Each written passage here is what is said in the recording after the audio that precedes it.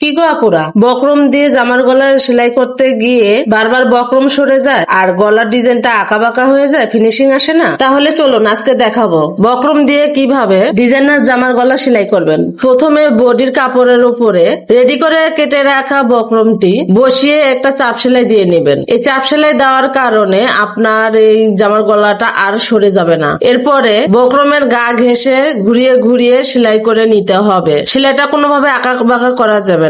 আর যখন ঘুরাবেন তখন নিডেলটা কাপড়ের ভিতরে গেঁথে রেখে তারপরে আপনি এটা ঘুরাবেন, তাহলে ফিনিশিংটা অনেক ভালো আসবে। এরপরে 1/2 ইঞ্চি কাপড় রেখে কেটে নিতে হবে। গলার ডিজাইনটাতে ছোট ছোট করে কাটমার্ক করে দিতে হবে। কাটমার্ক করে দিলে তাহলে গলার ফিনিশিংটা আরো ভালো আসে। কাট দেওয়ার সময় খেয়াল রাখবেন যেন সেলাই না কেটে যায়। এরপরে উল্টিয়ে নিবেন।